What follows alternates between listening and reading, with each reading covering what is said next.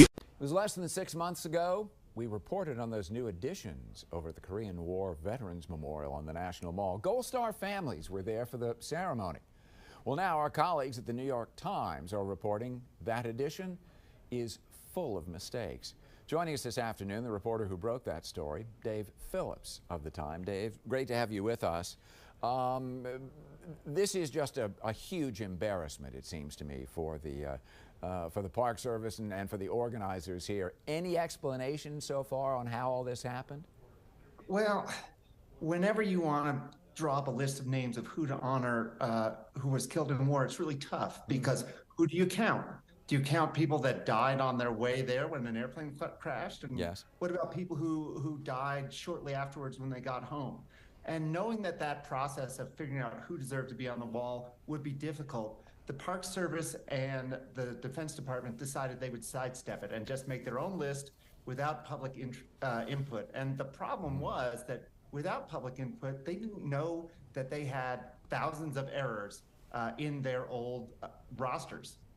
Apparently, it was a couple of the original organizers who first noticed that there was a problem here.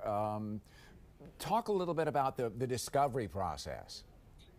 There are two brothers, Hal and Ted Barker, who are the sons of a decorated Korea War pilot.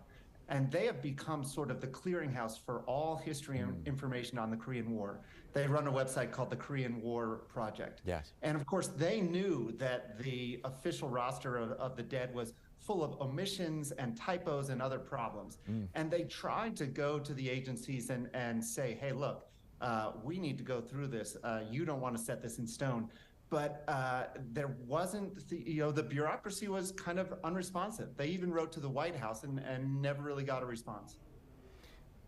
The Korean War at the time wasn't even called a war. It was a police action, whatever that necessarily meant. Does that figure into this at all, that it's not the wars to end all wars or the conflicts that have come along in the latter half of the 20th century? What part does that play?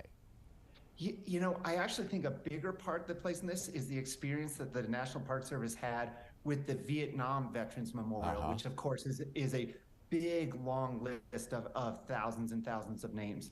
And there, for decades, they've faced controversy and arguments with different people saying that other names should be added or changed or taken away.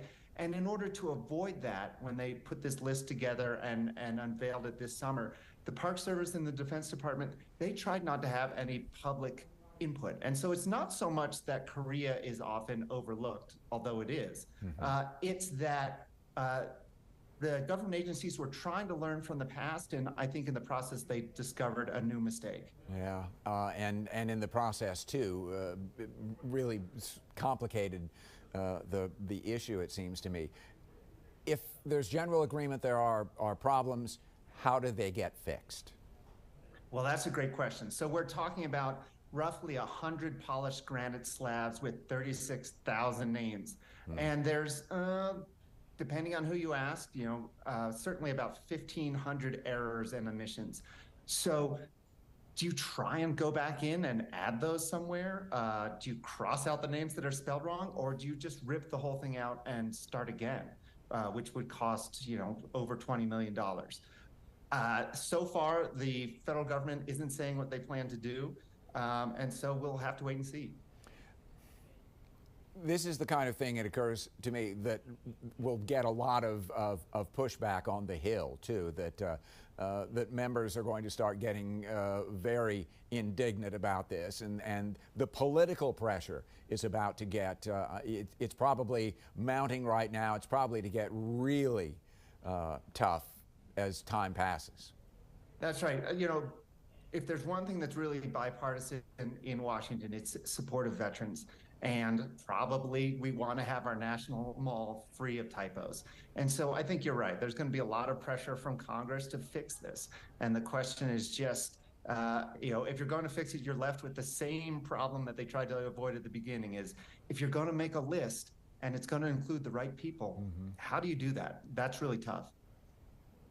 It is a remarkable bit of reporting, first of all, on a really difficult situation. Dave Phillips with the New York Times.